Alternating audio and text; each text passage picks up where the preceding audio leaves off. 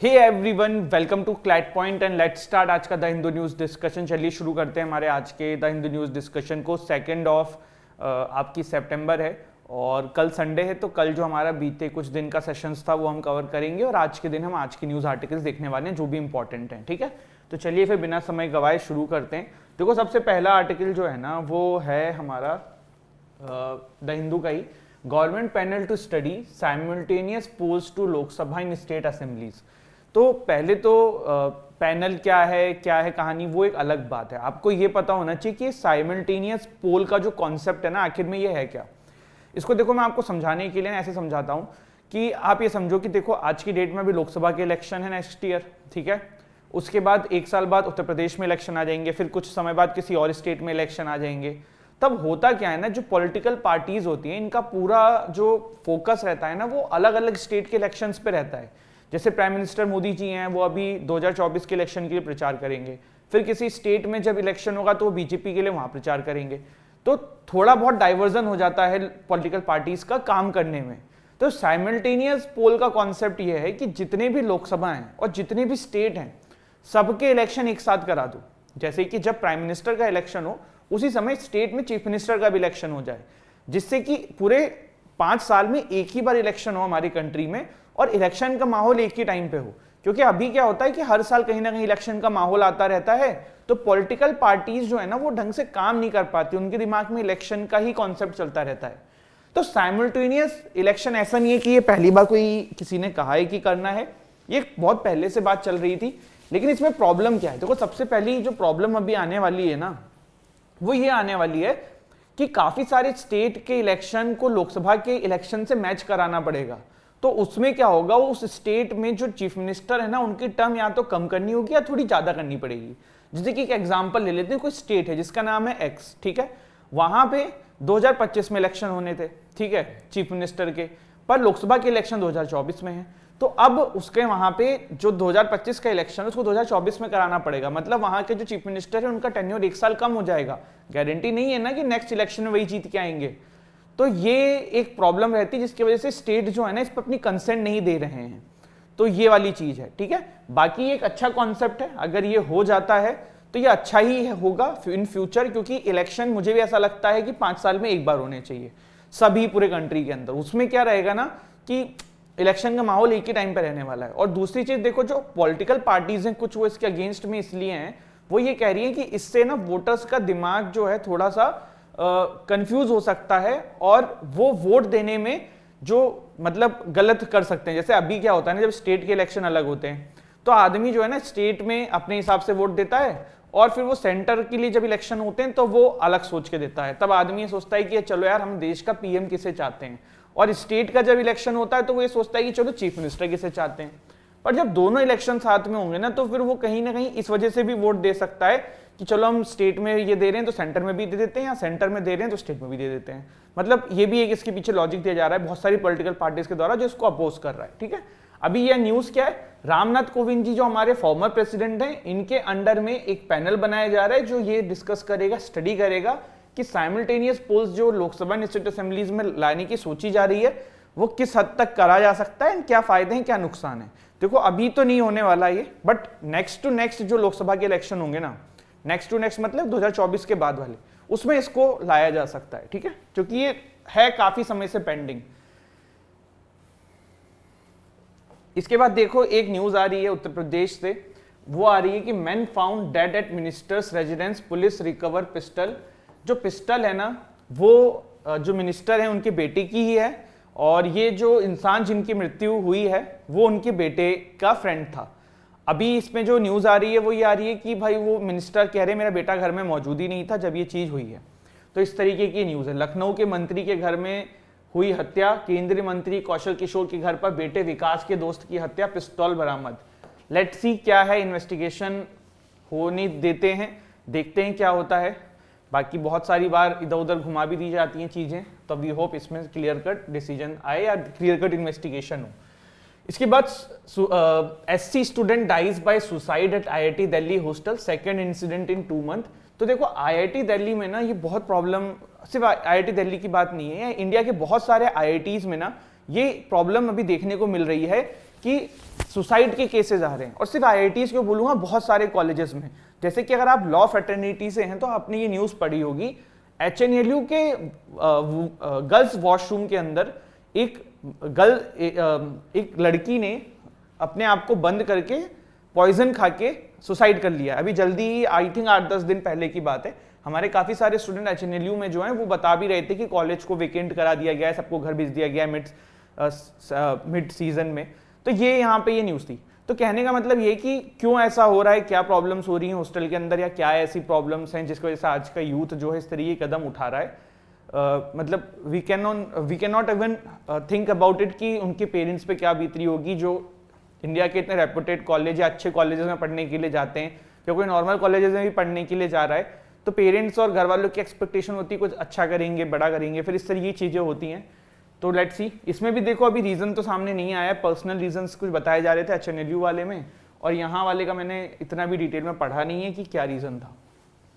ठीक है, इसके बाद देखो एक न्यूज़ है, ऑक्टोजेनेरियन वुमेन रेप्ड इन शकरपुर, 28 ईयर ओल्ड हेल्ड। तो देखो सुबह सुबह इस तरीके की दुर्भाग्यपूर्ण घटना पढ़नी पड़ती है और आपको बतानी पड़ती है। तो पहली बात तो आप लोगों को भी सुबह सुबह नेगेटिव न्यूज़ देने के लिए सॉरी, बट मतलब कुछ ऐसी न्यूज़ होती है जिसको आप इग्नोर नहीं कर सकते हो। यू शुड नो कि क्या हो रहा है देश दुनिया में। तो ये बहुत ही एक मतलब दुखद न्यूज़ है, बहुत ही दर्दनाक है और बहुत ही मतलब अनएक्सपेक्टेड न्यूज़ है कि एक आई थिंक 85 ईयर्स ओल्ड महिला का रेप किया गया एक 25 ईयर ओल्ड के द्वारा। ये न्यूज़ है। इसमें देखो एक आपके इंग्लिश की वोकैब के लिए एक शब्द है ऑक्टोजेनेरियन। इसका मतलब होता है 80s से 90s के बीच का जो पर्सन्स होते हैं उनको यहाँ पे ऑक्टोजेनेरियन बोला जाता है। ठीक है, then there is a news from Supreme Court, children from void marriages entitled to parent share in property says Supreme Court. देखो पहले ना मैं आपको ये समझाता हूँ, थोड़ा सा इसको समझने की कोशिश करते हैं। ठीक है, और केस का नाम क्या है? इस केस का नाम है रेवन सिद्धप्पा वर्सेस मल्लिकार्जुन। ठीक, इस केस के अंदर यहाँ पे सुप्रीम कोर्ट ने डिसीजन दिया है, बट इसको समझने से पहले ना थोड़ा सा मामला समझते हैं कि आखिर में है क्या।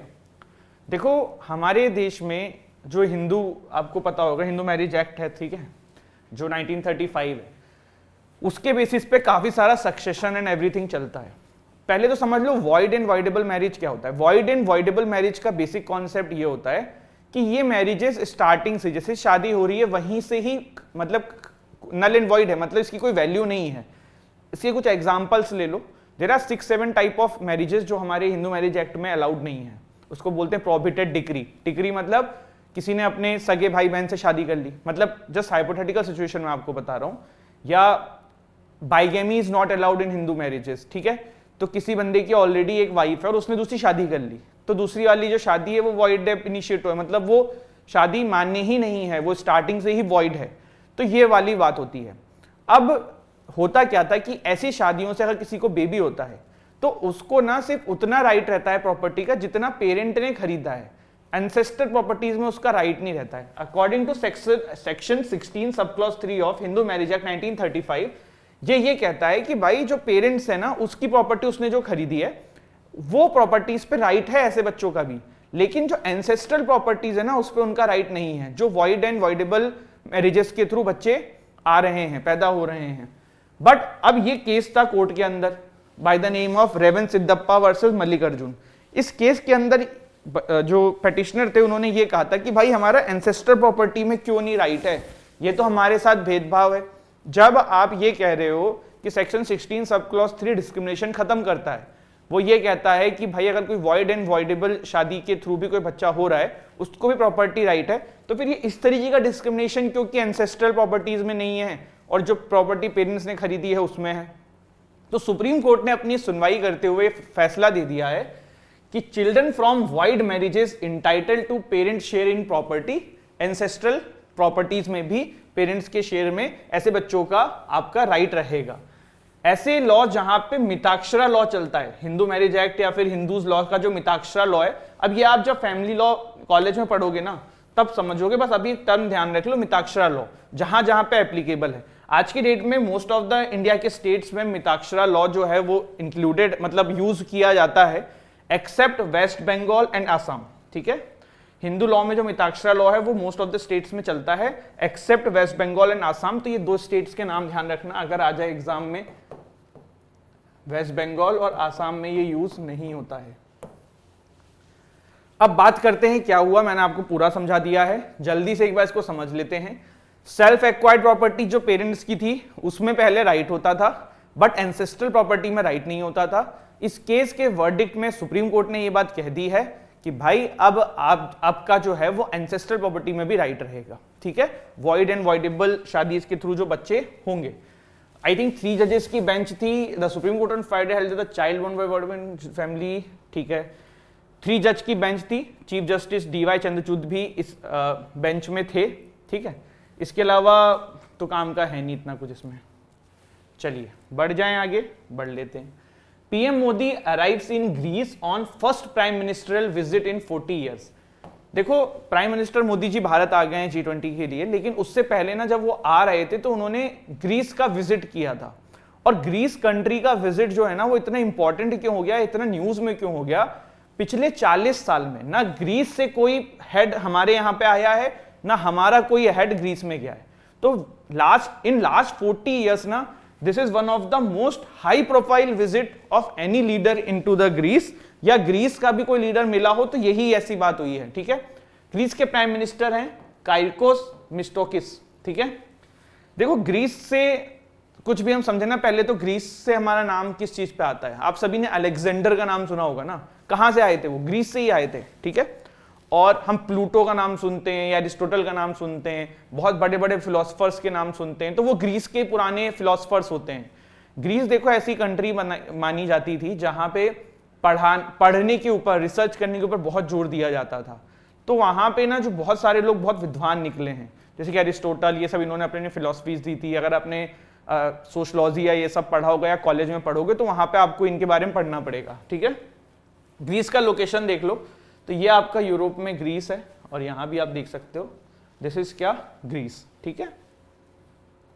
अब थोड़ा सा इसको समझते हैं, ग्रीस के बारे में और जान लो। कैपिटल है इसकी एथेंस, करेंसी है यूरो, और आगे बढ़ते हैं, ठीक है।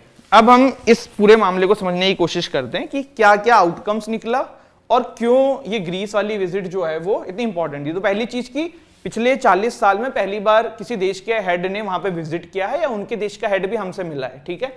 तो पहली चीज तो ये हो गया।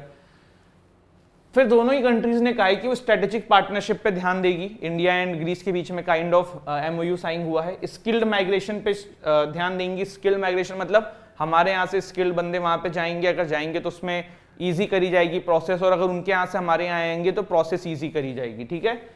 फिर इंडिया एंड यूरोपियन यूनियन में फ्री ट्रेड एग्रीमेंट की बात चल रही है, तो उस पर भी एम्फेसिस करने की बात करी गई है ग्रीस एंड इंडिया के द्वारा, ठीक है।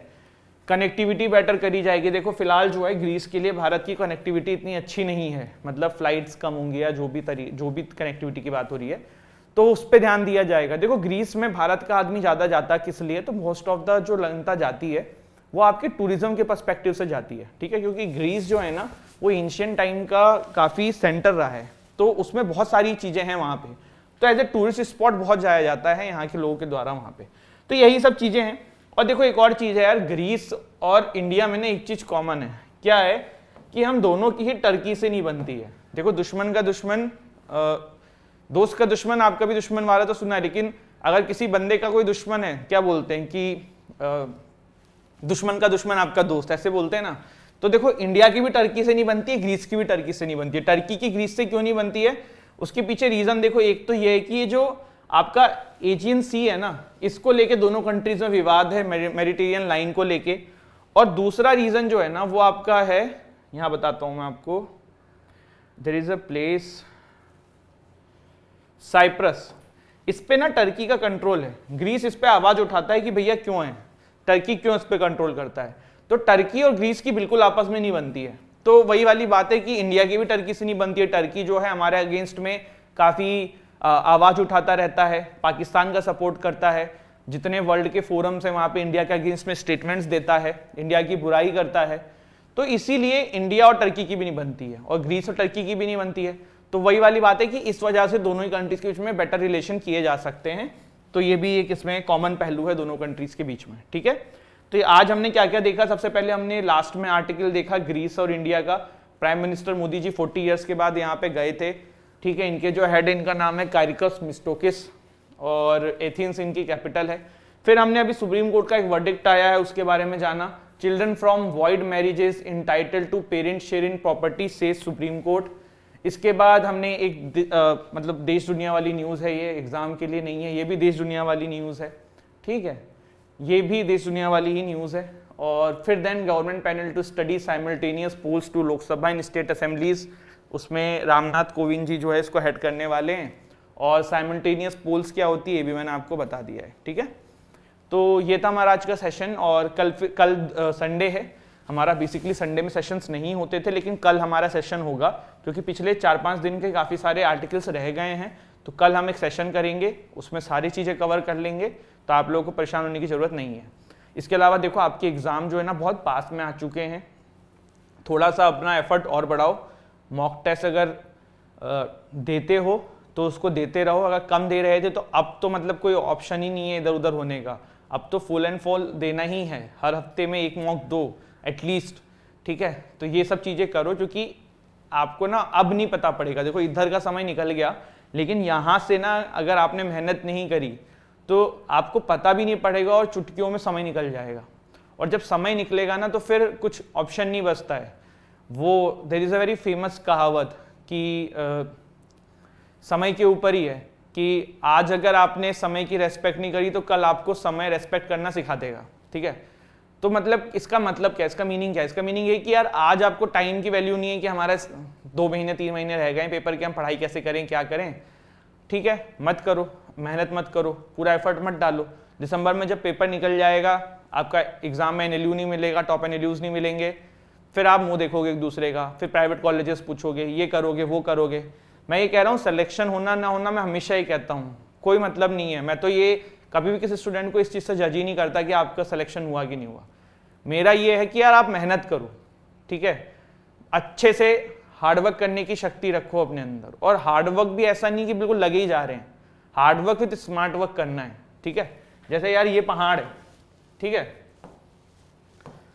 अब ये पहाड़ को किसी को तोड़ के सामने जाना है, तो अब कोई आदमी जो है, एक आदमी जो है कहीं मैं बहुत मेहनत करता हूं, मैं यहां से पहाड़ तोड़ना शुरू कर रहा हूं, और फिर वो सारे पहाड़ तोड़ के फिर रास्ता बनाए। और एक आदमी था जिसके पास दिमाग था, उसने स्मार्ट वर्क किया, मांझी जी जैसा। उसने क्या किया कि यार एक रास्ता ही तो बनाना है ना, तो पूरे को क्या तोड़ना है, बीच से एक लाइन तोड़ते हैं, लोग आने जाने के लिए रास्ता बन जाएगा। तो ये ज्यादा समय मेहनत करेगा, लेकिन इसको कोई फल नहीं मिलने वाला है भाई, ये जल्दी करके काम कर लेंगे। तो मेहनत करनी है, लेकिन स्मार्टली करनी है। जो काम की चीजें वही पढ़ना है। आज भी बच्चे जो है ना वो करते हैं कि लीगल में वो प्रिंसिपल वाले क्वेश्चन सॉल्व कर रहे हैं जो पुराने आते थे। भाई क्यों करना है, एलिट के पीछे पागल रहते हो। मैं ये कह रहा हूँ एलिट में सीट्स कितनी है और क्लैट में सीट्स कितनी है, थोड़ा सोचो समझो। मैं ये नहीं कह रहा हूँ एलिट की तैयारी मत करो, पर अगर आप क्लैट में अपना 3 घंटा देते हो ना पर डे, तो एलिट को आप हफ्ते में सिर्फ 3 घंटा दे सकते हो। इतना दिक्कत नहीं है, अगर आप इस प्रिपरेशन में हो ना तो वो भी कर लोगे। तो थोड़ा सा लॉजिकली बढ़ो आगे, अपने पैटर्न्स बनाओ, अपने शेड्यूल बनाओ और उस शेड्यूल के ऊपर काम करो। जैसे, और शेड्यूल भी ऐसा नहीं कि 5 बजे मैं पानी पीऊंगा, 6 बजे मैं ये करूंगा, 7 बजे मैं ये करूंगा, नहीं। आप दिन का टारगेट लो कि आज मुझे ये करना है। और जो स्कूल वाले स्टूडेंट्स हैं उनके लिए मैं स्पेशली बोल रहा हूँ, प्रायोरिटी अब चुन लो, क्योंकि अब नहीं चुनोगे ना तो फिर फंस के रह जाओगे। अब आपको एक प्रायोरिटी चुननी पड़ेगी, या तो क्लैट या तो स्कूल। और स्कूल में 12th में 90% ले आना, कहीं एडमिशन तब भी नहीं होने वाला है। तो कहने का मतलब है थोड़ा सा सोचो इस बारे में, ठीक है। This is it, thank you so much. हंसते रहिए, मुस्कुराते रहिए, पढ़ाई करते रहिए। Don't forget to like, share, subscribe the channel. जय हिंद, जय भारत।